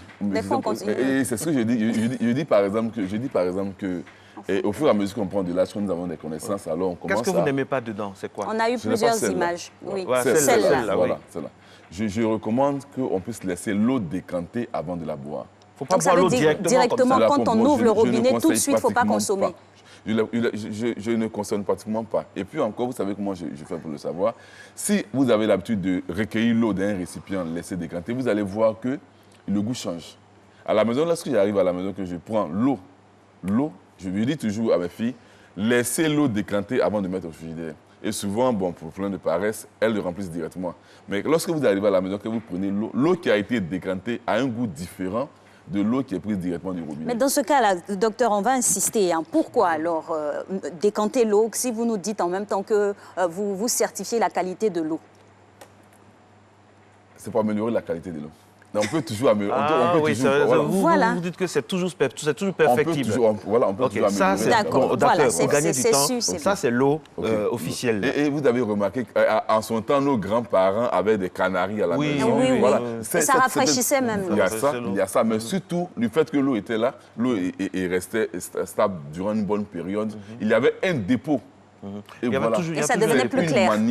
Et on dit c'est une manière de décanter l'eau, de l'endroit. D'accord, c'est bien compris. Donc ça veut dire que l'eau, ça ne veut pas dire que forcément c'est sale, c'est-à-dire on fait tout, on tend vers la perfection. C'est ce que vous nous expliquez. Maintenant, concernant l'eau minérale, parce que moi je vous vois venir, je connais mon docteur Envo. L'eau minérale, qu'est-ce qu'on peut dire là-dessus? À un certain âge, on dit non, un homme et une femme doivent boire seulement l'eau minérale, on ne doit pas boire l'eau de robinet. Les femmes enceintes doivent privilégier l'eau minérale. Qu'est-ce que le docteur Envo a dit là-dessus? Alors, en exclusivité à Matin Bonheur, qu'est-ce qu'il a dit dessus? Moi, je dis, personnellement, à la maison, j'utilise l'eau de pompe. Et parfois, j'utilise l'eau minérale quand je sors. Mais il faut savoir que les eaux minérales... Vous avez quel problème avec l'eau minérale? Honnêtement, quand on vous entend, on a l'impression qu'il y a un souci avec l'eau minérale. Je ne suis pas en train de vanter une qualité exceptionnelle d'une eau minérale parce que qu'il a, comme on dit, c'est pas tout qu'on dit ici. Ah, mais dites-nous, mais si, justement. En son temps, il va vous dire, par exemple, faites une petite révélation. En 2001, on a été à Korogo, à l'ABECO, au laboratoire de Korogo. Et on a fait des analyses sur... on a recherché les pesticides dans certains aliments. Même dans le lait maternel, on a recherché les pesticides. On a trouvé les pesticides dans le lait maternel. Et vous expliquez cela comment? On a trouvé les pesticides dans l'eau minérale. Et ça s'explique comment, de votre avis? Non, parce que généralement, nous mangeons des aliments qui ont été contaminés, soit pendant la culture, ça a été pulvérisé par les pesticides. Les produits que nous on pompe pour tuer les insectes et tout ça, les insectes nuisibles à la culture et autres. Et ces produits se retrouvent dans les aliments. Et quand nous mangeons, alors nous en apportons. C'est ce qui peut aujourd'hui cause des cancers. Vous n'avez pas répondu, docteur. Vous n'avez pas répondu à la question. Alors, je ne vais pas laisser. L'eau minérale, les eaux minérales, vous allez vous voir, il y a, comme ce que je disais, la sous-dessin n'a pas affiché la composition. Oui, ça on a déjà... Mais eux, ils affichent sur les bouteilles. Et vous allez voir que la composition d'une eau minérale peut varier d'une eau à une autre. Certaines eaux minérales sont plus riches en calcium que l'autre. C'est ce que parfois on conseille aux personnes qui ont des problèmes de calcium. On va prendre cas par cas. On a le temps, hein? On a le temps. C'est des préparations. On va commencer par l'eau minérale gazeuse. Inconvénient, avantage, inconvénient. La différence entre l'eau minérale gazeuse et l'eau minérale normale, c'est que l'autre est gazeuse, l'eau n'est pas gazeuse. Oui, en quoi c'est bon? Mais il y a un apport, il y a un ingrédient, voilà, il y a un ingrédient supplémentaire qui a été apporté. C'est bénéfique ou pas? Non, c'est juste le punch, ça fait un peu, voilà. Et c'est les incidences sur la santé. Ça permet de digérer, ça permet de, je sais pas. Mais c'est une histoire de goût, tout simplement. Une histoire de goût, et puis pour ceux, on déconseille aussi aux personnes qui ont des problèmes de gaz dans le ventre d'en boire, puisque déjà, le gaz, il y a devant contient déjà du gaz, donc si on en boit, on peut l'accumuler. Voilà, il y a ça. Alors, je reviens un peu à ma question. Je reviens à ce que je disais, que les eaux minérales peuvent varier en fonction de leur composition. Voilà, et souvent, les compositions sont affichées. Il y a des boissons qui sont plus riches en magnésium, que souvent nous conseillons à ceux qui sont constipés de boire, parce qu'avec le magnésium, on va faciliter les selles. Il y a certaines boissons et eaux minérales qui sont riches en calcium, pour dire on conseille aux femmes enceintes ou aux femmes d'un certain âge pour lutter contre l'ostéoporose. Vous voyez un peu ça, on conseille. Il y a certaines eaux minérales qui sont riches en, qu'on peut appeler en diabicarbonate, que nous conseillons aux personnes qui souffrent par exemple de goutte ou bien d'une hyperuricémie de boire pour faire baisser un peu le taux d'acide dans le sang. Il y a certaines eaux minérales qui sont pauvres en sodium que nous conseillons pour ces personnes qui veulent faire des régimes amaigrissants. Donc, vous voyez un peu, il y a différentes eaux minérales et on les boit en fonction de nos besoins. D'accord. J'ai répondu à la question. Donc, c'est bon. Mais oui, en fonction de son profil, de l'état des lieux qu'on fait de sa personne, on choisit l'eau minérale. Elle a des qualités, mais ça ne veut pas aussi dire que l'eau que nous avons toujours est de mauvaise qualité. Donc ici, nous avons les eaux minérales en fonction de ce que nous recherchons. Soit ça réussit en calcium. Chacun devrait trouver son compte. Voilà, effectivement, voilà, voici un peu ce que... Mais je ne vante pas de manière exceptionnelle la qualité des eaux minérales par rapport à ce que nous avons. Parce que lorsque moi, je laisse mon eau décanter à la maison, je pense que je retrouve ce que je recherche. Voilà. Plus que les eaux minérales? Je ne fais pas de comparaison, je ne sais pas de paramètres. Non, c'est des constats. Ça, c'est pas des comparaisons qu'on vous demande, c'est des constats. Quand vous laissez décanter, est-ce qu'à la fin, c'est mieux qu'une eau minérale? On peut s'en passer. On peut se passer d'une eau minérale quand on boit ce qui est décanté. Moi, je peux faire un mois sans boire l'eau minérale. Donc? Donc, ça veut dire que les eaux que nous avons à la maison normalement sont bonnes. Moi, et je recommande à presque tous de laisser l'eau décanter. Laissons-les décanter, voilà. Ça permet de bien filtrer. Mais il faut décanter à une certaine durée. Après, il ne faut pas laisser aussi l'eau rester là tout le temps. Ça peut favoriser des dengues et tout ça. 3 heures déjà, je pense que voilà, on peut s'y faire. Quand il y a des coupures d'eau comme ça, et puis il y a l'eau qui vient au début, là, qui a une coloration. Là. Avec une odeur même aussi. Avec une odeur, ça c'est quoi ça? Vous avez remarqué que c'est un peu sale, et puis ça vient. On sent même de l'eau de Javel. On nous dit que c'est des produits, on nous dit que c'est normal que ça. Il y en a qui disent que ça même on peut boire même, que c'est ça même, que c'est l'eau route même. Non, c'est la raison pour laquelle je dis laissons l'eau décanter. Parfois, à la suite des traitements, lorsqu'on ouvre l'eau, on voit un peu la couleur de l'eau, l'odeur qui suit. C'est même pas intéressant à boire. Et la meilleure manière, laissons l'eau décanter. Expliquez le mot décanter à ceux qui nous regardent par exemple dans des endroits où déjà même pour avoir de l'eau même c'est pas évident, mais ça c'est un autre débat. Mais bon, décanter là c'est quoi? Comment on décante? On paye quoi au marché pour venir décanter? À la maison on peut payer une des grosses bassines. Des grosses bassines, si c'est 2000 francs, 3000, on laisse les bassines fermées là. D'accord. Et puis on puise de l'eau, on remplit et on oublie. On ferme et puis on laisse. Combien de temps? 2 heures, 3 heures peuvent suffire. 2 heures, 3 heures peuvent suffire. Ou on revient aux fondamentaux si on a des canaris. Des canaris. Des grosses jarres. Voilà, comme ça. Les canaris à l'ancienne, là? On le fait normalement à la maison, on le fait. Bon, hein. Et lorsqu'on laisse décanter d'abord, vous allez voir un dépôt que nous allons... Alors nous allons prendre le surnageant, ce que dessus nous allons boire. Et arrivé à un certain niveau, on laisse. On ne boit pas tout. À un certain niveau, on laisse carrément tomber et puis on vide. On vide, on utilise pour autre chose et puis on remplace. C'est bien de le dire, on utilise pour autre chose parce qu'il faut préserver l'eau pour la lessive, la vaisselle et tout ça. Mais pas boire le fond. Mais docteur, ce que vous dites là, il y a des gens, je viens d'avoir une information comme quoi l'eau de pluie, il y en a qui recueillent l'eau de pluie et qui décantent aussi et qui boivent. Est-ce que c'est homologué ça? Non, l'eau de pluie peut s'accompagner. C'est-à-dire qu'ils recueillent, ils décantent comme vous dites là, et puis ils boivent, et ils disent que c'est bon aussi. Est-ce que ça, c'est homologué? Je ne conseille pas. Peut-être qu'on l'a fait quand on était enfant, mais aujourd'hui, avec les connaissances que nous avons, je pense que l'eau traverse toute une atmosphère, donc ça peut être chargé de beaucoup d'éléments. Voilà, je ne conseille pratiquement pas. Voilà, je ne conseille pratiquement pas. Et pour tout type d'eau, parce que vous avez parlé de l'eau de robinet qui est d'apparence claire, donc pure, mais pour les eaux de marigot, de puits et tout ça, l'eau pour les eaux, on accentue encore. Pour ceux qui sont dans les villages, bien dans les coins reculés où avoir de l'eau est difficile, on leur demande toujours de l'eau de robinet. L'eau de marigot, il faut chauffer. Il faut chauffer, laisser décanter ou parfois il faut ajouter du javel pour à quelle dose? Il ne faut pas s'intoxiquer en même temps. Non, il y a des doses les doses sont autorisées. Oui, mais il faut le dire parce qu'après, ils disent, le docteur a dit de mettre l'eau de Javel et on renverse. Non, il y a un volume quand même. Je n'ai pas les valeurs ici, mais il y a un volume quand même qu'il faut ajouter. Alors, docteur, quelle est la vie qu'on doit mener pour avoir beaucoup d'eau, pour éviter les risques liés au manque d'apport hydrique, que ce soit dans la nourriture, que ce soit dans les fruits, que ce soit dans l'attitude, que ce soit dans le sport? Comment on fait pour garder le maximum d'eau dans son organisme? Alors, généralement, pour les sportifs, par les sportifs, on leur demande de boire chaque 15 minutes autour de 50 ml d'eau. Généralement, on leur conseille de ça pour maintenir le flux sanguin important. Et généralement, souvent, ces sportifs de haut niveau ont des boissons. Ces sportifs de haut niveau ont des boissons qui contiennent des boissons de l'eau, mais qui contiennent encore autres éléments. Ça permet au flux sanguin d'être important. Parce que lorsque le sang baisse trop souvent, ces sportifs ont des vertiges, on a des crampes, souvent lorsque nous voyons au cours de la pratique du sport. Maintenant, pour les autres personnes dans la vie courante, on leur demande de boire 1,5 litre à 2 litres d'eau. On commence à boire de l'eau depuis le matin. Depuis le matin, on boit de l'eau vers 11h ou bien au repas de midi. Dans tous les cas, il faudra que nous buvons de l'eau. Il y a le volume d'eau à boire et il y a la répartition de la consommation en eau. Si on fait plus de 5 répartitions, c'est-à-dire que le matin, vers 11h à midi, 16h au repas du soir, et puis en allant nous coucher, on boit un gros verre d'eau, je pense que le rein sera en bonne santé que ceux qui ne boivent pas de l'eau. De l'eau, justement, on en parle encore. Et docteur, qu'en est-il des personnes qui substituent un peu l'eau? C'est dilué avec, par exemple, du citron. On se dit, oui, ça, c'est devenu mon eau. Ou avec de l'ail écrasé, c'est devenu mon eau. Est-ce qu'il faut le faire exclusivement comme ça ou apporter encore l'eau naturelle simple? Bon, généralement, certaines personnes font de la boisson, l'eau citronnée. C'est ça. Ils apportent du citron à l'eau. C'est intéressant, ça peut leur permettre de perdre du poids. C'est-à-dire qu'à ce niveau-là, ils appellent le citron et l'acide du citron. Donc l'eau devient plus acide pour permettre de bouffer un peu les graisses. Alors, au Japon, par exemple? Non, c'est pas mauvais. Mais non, attention à ceux qui ont des problèmes d'ulcère. On ne peut pas réveiller les crises d'ulcère. Très bien. Au Japon, par exemple, on ne boit pratiquement pas d'eau glacée. C'est que de l'eau tiède. C'est bon pour la santé? Très, très bon pour la santé. Vous conseillez ça à vos patients aussi? Je conseille de boire l'eau tiède, bien l'eau à température, parce que, vous voyez, l'eau que nous avons, lorsqu'on prend de l'eau glacée, l'eau glacée est autour de 7 degrés, 4 degrés.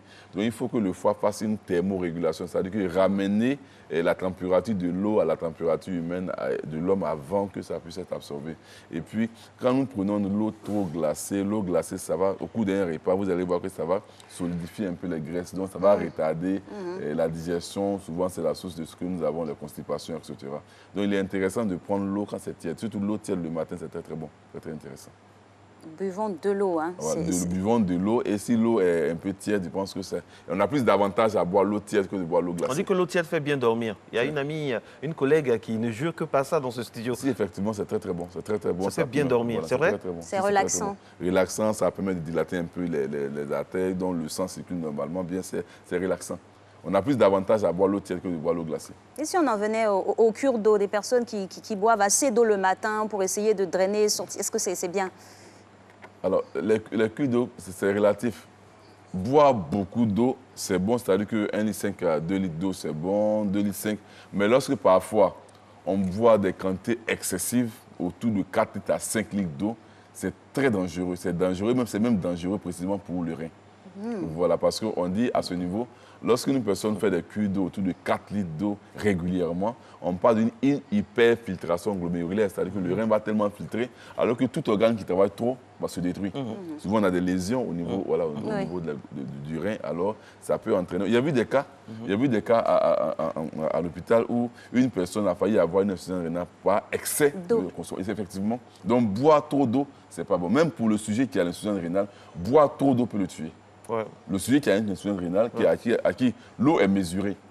Chez le sujet qui a une insuffisance rénale, la consommation de l'eau est très, très réglée. Il y a des calculs que nous faisons en fonction du résultat de la clairance. On donne des volumes d'eau à consommer. Donc, sur un sujet qui a une insuffisance rénale, qui a fait un excédent, une consommation en eau très, très importante, peut tomber sur place et peut perdre la vie. Wow. Voilà, c'est Autant d'informations, mesdames et messieurs, ne pas vous faire peur, mais vous amener à avoir des réflexes par rapport à ce qui fait partie de la vie, parce que l'eau, normalement, devrait être source de vie, qu'elle se décline sous plusieurs formes, à décanter ou pas, en eau minérale, dans les fruits, dans l'alimentation. Vraiment, c'est tout ce autour de quoi nous gravitons dans la vie de tous les jours. Merci, docteur. On vous retrouvera avec beaucoup de plaisir la semaine prochaine pour évoquer un autre pan de cette émission. Alix, on en retient des choses dans cette affaire d'eau.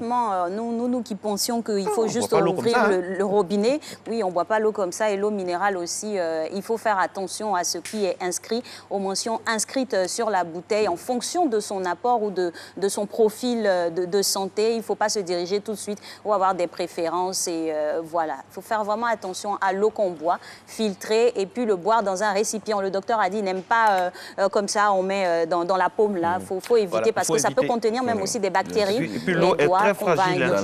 L'eau est très fragile. Voilà, les cantines, les robinets, les fontaines et tout ça aussi, il faut maintenir ce cadre-là aussi très propre pour sécuriser l'eau. Et puis, il faut faire confiance, mesdames et messieurs, à l'eau qui vient du robinet. Il faut avoir vraiment son matériel, son matos pour décanter ça. Et puis vraiment, parce que la santé passe par l'eau. Merci d'être en notre compagnie. Matin Bonheur se poursuit avec maintenant la dernière intervention de notre Régis Kofi national.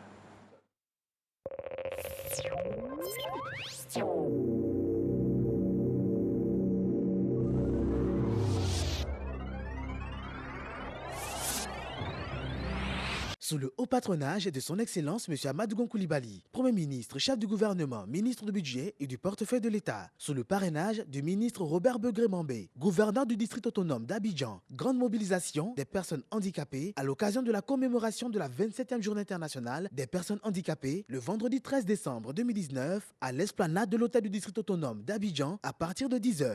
Ivoiriens, Ivoiriennes, parents et amis des personnes handicapées, par votre mobilisation, favorisons ensemble la participation sociale des personnes handicapées et leur pouvoir d'agir. Ensemble, posons un geste à la fois. Sous la présidence de M. Sidi Temoko Touré, ministre de la Communication et des Médias, porte-parole du gouvernement, la Société ivoirienne de télédiffusion IDT procédera au lancement de la télévision numérique terrestre TNT dans la région de Béké. Lieu, centre émetteur de Boaké, 6 au quartier Air France 2, route d'Adionoussou. Date, samedi 14 décembre 2019 à partir de 9h. Partenaires et acteurs du projet de la TNT, population de la région de Béké, vous y êtes cordialement invités. Infoline 22 01 05 00. Bonjour 2020. Bonjour 2020 Abidjan, 2 dates. Bonjour 2020 Abidjan, 2 spectacles. Bonjour 2020 Abidjan, un lieu. Palais de la Culture de Trècheville, Salle Noumambou. Bonjour le Classico Allez, vendredi 27 décembre. Bonjour le Classico Retour, samedi 28 décembre. Bonjour depuis 13 ans. Bonjour, un concept RTI.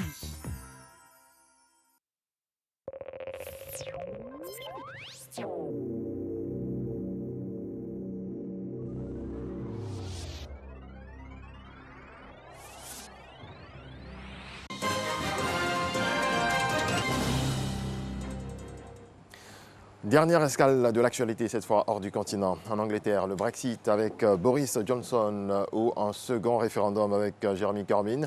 Les Britanniques sont appelés aux urnes aujourd'hui pour des législatives anticipées, fatidiques pour la sortie du Royaume-Uni de l'Union européenne et l'avenir du pays pour des décennies. Les bureaux de vote ouvriront de 7h à 22h. En France, le Premier ministre a dévoilé le projet de réforme des retraites du gouvernement sans céder sur la fin des régimes spéciaux, provoquant le mécontentement des cheminots au 7e jour d'une grève qu'ils appellent à renforcer. Le magazine Time célèbre la jeune militante écologiste Greta Thunberg, personnalité de l'année du magazine. La Suédoise de 16 ans, devenue l'égérie de la lutte contre le changement climatique à travers la planète, est ainsi la plus jeune lauréate de cette distinction décernée depuis 1927 par le magazine américain. Greta Thunberg, qui a commencé à l'été 2018 à manifester seule pour le climat tous les vendredis devant le Parlement suédois, a depuis rallié des millions de partisans à sa cause. Un hydravion électrique commercial de 6 places a réussi son premier vol d'essai mardi près de Vancouver au Canada. Une première mondiale que certains considèrent comme le début de l'ère de l'aviation électrique. Au Brésil, un venin de serpent mortel transformé en antidote. L'Institut Butantan de Sao Paulo prélève cette toxine sur des milliers de serpents maintenus en captivité afin de produire un antivenin. Le produit est ensuite distribué par le ministère de la Santé aux dispensaires à travers le pays. Le climat, en général chaud et humide du Brésil, est particulièrement propice aux serpents venimeux. Il en existe des dizaines d'espèces, dont le jararaca, l'un des plus dangereux. L'OMS, l'Organisation mondiale de la santé, soutient cette trouvaille. Merci de votre attention. C'est la fin de ce point sur l'actualité. Alex, il est très venimeux ce matin. Exactement. Et on va s'éloigner des reptiles ce matin pour rester dans la douceur et parler. Ben oui. Mais il faut faire attention. Hein. Enfin. C'est vrai, il faut faire attention vous aimez les serpents, vous? À ce reptile-là qui est dangereux. J'ai très peur de ça. C'est pas que vous avez un problème de jardin d'idées. Merci Régis. C'est ça.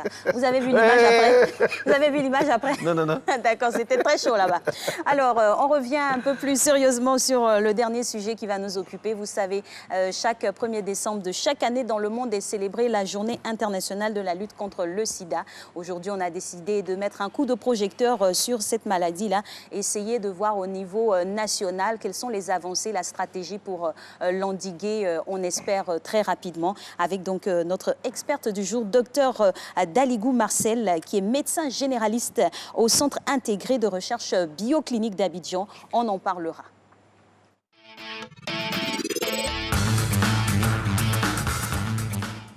Le sida est toujours là, mesdames et messieurs. Heureusement que la science avance. C'est tout l'esprit de notre conversation qu'on va voir avec Dr Daligou Marcel, personnalité idoine de la lutte contre cette pandémie. Bonjour docteur. Bonjour. Alors, en 2018, on a eu des chiffres. Dites-nous, quels sont les chiffres de la Côte d'Ivoire concernant la lutte contre le sida en 2018 ? Ok, merci de me donner l'opportunité de parler encore de cette maladie. En Côte d'Ivoire, en 2018, on a enregistré 460 000 personnes vivant avec le VIH. Et la prévalence s'élève à 2,6%. La prévalence, c'est le nombre de cas rapportés à une population donnée, enfin pour 100 habitants sur une période donnée. Voilà, donc 2,6%. C'est vraiment une bonne performance parce que dans les années 90, on était à plus de 14%. Après, on est revenu à 12 et ainsi de suite. Il y a beaucoup qui a été fait, Alix. C'est dire qu'il y a une incidence de la réduction. Exactement. De la contamination. Oui. Alors, oui, poursuivez sur les chiffres, ça nous intéresse. Voilà. Les nouvelles contaminations s'élèvent à 17 000 par an en 2018, contre 25 000 en 2010. Les décès liés au VIH à 16 000 contre 24 000 en 2010. Donc vraiment, il y a beaucoup de choses qui ont été faites. Ouais. On a 252 125 personnes qui sont sous traitement, dont 12 347 enfants. Et on constate tous que vraiment beaucoup de choses ont été faites. Voilà. C'est ce que je voulais dire par rapport aux chiffres. Oui, c'est vrai. Avec les chiffres que vous avez annoncés, il y a une nette amélioration de la baisse de l'infection au sein de la population. C'est déjà quelque chose d'encourageant. Alors, parlons maintenant des objectifs internationaux en 2020, parce que 2020, c'est déjà à demain, à savoir les 90, c'est le niveau de la Côte d'Ivoire concernant cette nouvelle stratégie. D'accord. Les 3 fois 90, d'abord, je vais expliquer. Le premier 90 dit qu'en 2020, 90% des personnes qui sont infectées par le VIH doivent connaître leur statut. Le deuxième 90, c'est que sur les 90% là, 90% doivent être mis sous traitement et être sous traitement. Il ne s'agit pas de commencer et puis d'abandonner. Ils doivent être effectivement sous traitement. Et le troisième 90, sur les 90 encore qui sont sous traitement, 90% doivent avoir leur charge virale supprimée. C'est-à-dire? La charge virale supprimée, ça veut dire que quand on prend chez une personne qui est sous traitement, enfin chez une personne qui est infectée, et qu'on mesure la quantité de particules virales circulant dans le sang, quand on prend 1 millilitre de sang, on doit avoir moins de 1000 particules virales. Ça, c'est la charge virale supprimée. Tout à fait. On va en parler de la charge virale indétectable et ses implications tout à l'heure avec vous, docteur Daligou Marcel. Est-ce que le sida fait toujours peur? Est-ce que le sida vous fait toujours peur? Nos équipes sont allées vers vous pour vous poser la question. Voici ce que ça donne.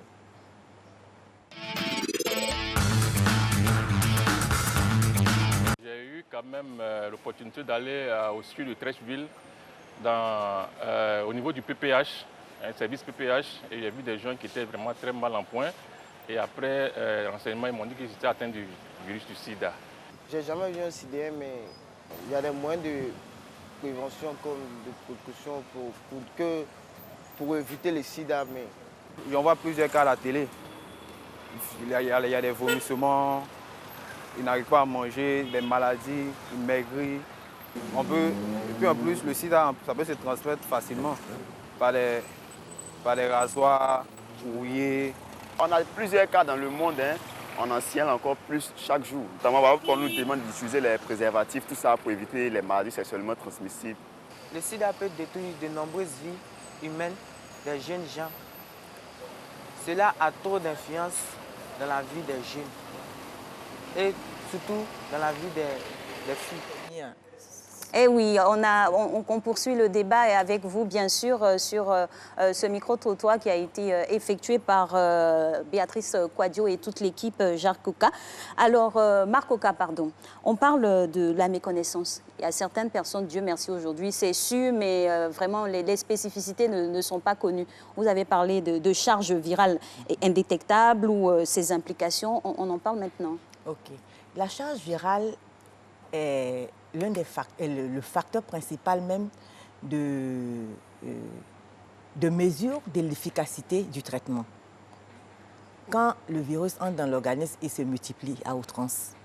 Quand on prend les médicaments, l'objectif, c'est de réduire au maximum la charge virale. Et une charge virale qui est supprimée, c'est-à-dire inférieure à 1000, suppose que le traitement marche. Indétectable, ça veut dire que pour cette personne, la charge virale est inférieure à 50 particules par millilitre de sang. C'est encore mieux que la charge virale supprimée. Tout dépend du seuil de détectabilité du laboratoire. Donc, supprimer, ça suppose moins de 1000 copies. Mais indétectable, ça veut dire moins de 50 copies. C'est-à-dire, quelquefois, on ne voit même pas les particules virales circuler dans le sang. Okay. Mais mais ça ne veut pas dire qu'on est complètement guéri. C'est ce qu'il faut retenir. Parce que souvent, quand les gens arrivent, qu'on leur dit « ça va, la charge virale est indétectable », ils s'en vont dire qu'ils sont guéris. D'accord. Une charge virale qui est indétectable, c'est l'objectif qu'on veut atteindre quand on met le traitement en marche. On ne guérit pas encore du sida, c'est qu'on a une charge virale qui diminue, on est dans de très bonnes conditions pour continuer notre vie. La santé s'améliore. Alors, exactement. la question suivante, puisqu'on doit aborder tous les pans, sera relative aux femmes enceintes. Aux femmes, parce que le sida aussi fait beaucoup de mauvaises choses dans ce domaine-là. Alors la question de conception et d'allaitement chez les personnes vivant avec le VIH, les PV-VIH, comment ça se passe? Comment la Côte d'Ivoire est organisée par rapport à cela? Bon, organisée, je ne pourrais pas... Ce que je peux dire, c'est qu'une personne vivant avec le VIH peut parfaitement faire ses enfants. Seulement ce qu'il y a à faire. Voilà. Normalement, on recommande même que tout le monde puisse faire son dépistage aujourd'hui pour connaître son statut sérologique, pour être pris en charge le plus tôt possible. Le plus tôt possible et pour permettre de prévenir les nouvelles contaminations. Du coup, tout le monde devait pouvoir faire son dépistage, mais particulièrement les femmes enceintes, parce que le dépistage qui se fait pendant la grossesse donne lieu systématiquement à la mise sous traitement de la femme pour prévenir la prévention de la transmission à l'enfant. Et aujourd'hui, en Côte d'Ivoire, on a 90% des femmes enceintes qui ont accès au traitement antirétroviral et cela a permis d'éviter 3300 contaminations de nouveau-nés. D'accord.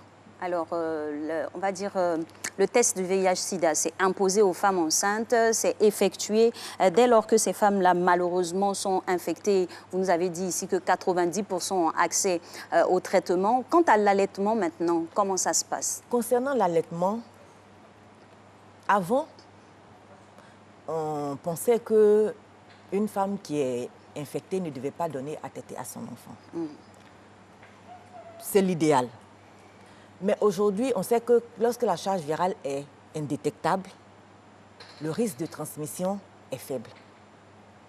Mais pas annulé, faible. Oui, faible, presque zéro. Bon, on ne peut pas dire complètement annulé parce que à chaque instant T, on ne sait pas exactement ce qui se passe dans l'organisme de la personne. Donc faible, oui.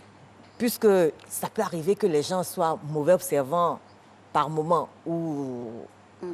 Voilà, donc une personne qui prend correctement ce traitement et qui suit correctement, qui fait correctement son suivi biologique, dont on a la certitude que la charge virale est indétectable, il n'y a pas de risque de contamination chez l'enfant.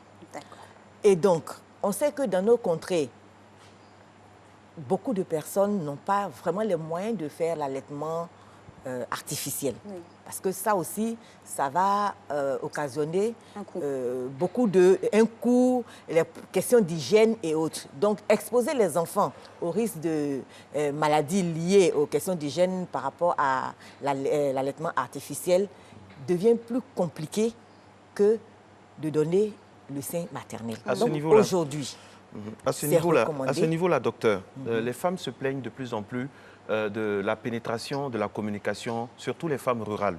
Quand vous parlez d'allaitement, quand vous parlez de femmes enceintes, à Abidjan, c'est bien, c'est bon, ça va. Yamoussoukro encore. Mais dans les hameaux, dans les endroits reculés, aujourd'hui, en 2019, il y a des femmes qui accouchent dans des tricycles. Bon, qu'est-ce qui est fait concrètement pour ces femmes-là? Parce que là, nous parlons d'avancée et de stratégie. Permettez-moi de terminer. Donc, quand on sait que c'est compliqué pour ces femmes rurales de pouvoir pratiquer l'allaitement artificiel, on recommande de faire l'allaitement exclusif pour les personnes qui sont infectées par le VIH et qui désirent donner à téter à leur enfant. L'allaitement exclusif jusqu'à 6 mois, c'est-à-dire sans adduction d'autres alimentations et d'eau. Cela protège l'enfant. Bien entendu, on suppose que cette dernière est sous traitement, prend correctement son traitement et à sa charge virale qui est maintenue indétectable ou supprimée. Voilà les conditions. Mais docteur, docteur, oui. Je reviens là-dessus. Les femmes disent que quand elles vont chez vous, vous leur donnez toutes les infos. Après, quand elles retournent au village, elles sont seules. Il y a des médicaments même normalement qui sont gratuits, on entend dire, mais qu'elles payent. Elles sont sujettes à des cas concrets d'abandon, entre guillemets. Ces femmes-là, dans le milieu rural, que nous interrogeons par rapport à ça, qu'est-ce qui est fait? Ce sont les plus nombreuses, malheureusement. Je sais qu'il y a 209 nouveaux sites de prise en charge qui ont été ouverts. Aujourd'hui, la prise en charge n'est plus l'affaire de centres spécialisés. On a essayé de décentraliser au maximum, de sorte que même dans les hameaux dont on parle, on puisse vraiment pouvoir donner l'accès à ces femmes. Et la stratégie de communication donne quoi? J'en viens.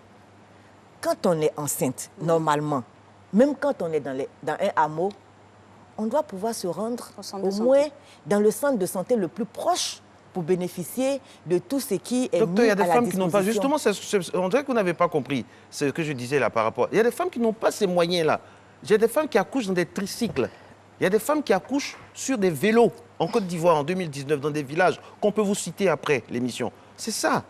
Le petit moment où vous dites qu'elles n'ont pas, elles doivent se rendre là. Il y en a qui ne peuvent pas. D'où la question de savoir le taux de pénétration de la communication, de l'approche, on va dire, de la proximité avec ces personnes-là. Qu'est-ce qui est fait? On ne pourra pas, malgré la bonne volonté des gouvernants, des ministères et autres, on ne pourra pas aller dans chaque campement. Mais il y a des structures qui sont mises en place. On encourage les gens à aller vers les structures. Normalement, on n'a pas à accoucher à la maison. Franchement. On n'a pas à accoucher au campement. Je me rappelle que quand on était petits, là où dans la localité où on était, les femmes qui sont au campement, lorsqu'elles sont à terme, elles venaient vers les villes, elles logeaient chez des tuteurs, le temps d'accoucher et le temps d'accoucher et de repartir chez elles dans leur campement quand elles le veulent. Mais si tu ne veux pas, qu'est-ce qu'on peut faire? Les hôpitaux existent. On ne peut pas dire que quelqu'un est en Côte d'Ivoire, même s'il est au campement et qu'il ne sait pas qu'il y a des hôpitaux qui existent. Ça peut ne pas être à 1 kilomètre de chez toi, mais dans la localité, il y a des hôpitaux qui existent. Vous serez choqué, docteur, mais ça existe aussi. Ben oui, parce la manière dont vous parlez difficile. de vos structures qui existent, là, maintenant, attendez, je finis. De la manière dont vous parlez de vos structures qui existent, nous savons que dans le sida, dans la lutte contre le sida, il y a énormément d'argent, il y a énormément d'ONG qui interviennent. Ce n'est pas forcément le gouvernement, c'est une collégialité d'efforts. C'est une synergie d'action. Donc, on ne demande pas aussi que tout soit parfait, mais on veut que ces mamans-là, ces femmes-là, puisqu'il y a beaucoup de choses qui sont faites pour elles, puissent avoir accès. Parce qu'il faut qu'on rentre dans les villages. Aujourd'hui, il y a les communautaires qui sont impliqués plus que jamais. Exactement, il faut le dire. Il y a les communautaires qui sont impliqués plus que jamais. Les accoucheuses traditionnelles, il y a beaucoup qui ont été formées pour ne pas être celles qui vont distribuer la maladie. Il y en a qui ont été formées. Combien? Je ne peux pas vous donner de chiffres. Pourquoi? Je ne peux pas vous donner de chiffres, mais je vous dis, Même le problème, moi, je pense que... Depuis combien d'années elles ont commencé à être formées pour avoir une fourchette? Je ne pourrais pas vous dire, mais je sais que les communautaires sont formés et que les gens, les sages-femmes vont dans les localités pour essayer d'encadrer les accoucheuses traditionnelles. Mais même à Abidjan, vous êtes en train de parler des... Pour moi, c'est une question de Ce sont les populations les plus vulnérables, au fait. J'en viens. Même à Abidjan, il y a des femmes qui décident d'accoucher à la maison. Qu'est-ce qu'on dira de ces femmes? Même à Abidjan, il y a des gens, il y a des femmes qui ne font pas de CPN, les consultations prénatales. Il y a des femmes qui ne déclarent pas les naissances. Donc, quel que soit ce qu'on va mettre à la disposition des gens, si on a envie d'avancer, on va avancer. Docteur, en même temps, il faut faire le travail, il faut donner l'information et quitte à laisser après le libre arbitre de chacun de choisir. Après, c'est sa responsabilité Parce que qui est engagée. Quand on vous écoute, c'est du style, nous on a fait part. pour nous, les gens n'ont qu'à faire pour eux. Non, vous devez tout faire. Oui, mais non, on ne peut pas tout faire. Chacun doit faire pour lui. Gouverner, c'est prévoir, c'est gérer des situations à venir. On doit tout faire parce qu'il s'agit de la santé. Et nous savons tous l'argent qui est mis dans la lutte contre le sida, que ce soit de la Côte d'Ivoire ou de l'extérieur. Donc, par rapport à ça, il y a un minimum d'objectifs à avoir quand même. Je prends un exemple. On nous dit, je parle d'Abidjan parce que c'est Abidjan que je connais le mieux. Mais on dit, par exemple, aujourd'hui, on annonce partout, sur les radios, même les radios confessionnelles et autres, quand on est enceinte, il faut aller au centre de santé pour se faire dépister, pour pouvoir protéger son enfant. Il y a des femmes qui refusent le dépistage. Il y en a qui se font dépister, mais elles ne veulent pas informer leur mari, elles ne veulent pas que la belle famille sache. Vraiment, elles ne vont même pas prendre les informations. Elles peuvent se faire dépister et puis disparaître, aller dans un autre centre pour continuer leur consultation et tout, accoucher à la maison et tout, pour court-circuiter tout ce qui est mis en place. Donc, il faudrait quand même, on essaie de sensibiliser, mais je veux dire qu'il faut tenir compte de la bonne foi ou de Docteur, la mauvaise foi. Là, vous nous dites quelque chose. Là, vous avez un postulat qui est clair, vous avez des informations sur ce qui est fait. Parce que, comme on le dit, quand on crée une stratégie, il y a d'autres personnes aussi qui créent d'autres stratégies pour démanteler cela. Vous avez toutes les données. Qu'est-ce que vous faites aujourd'hui? Comment ça se passe?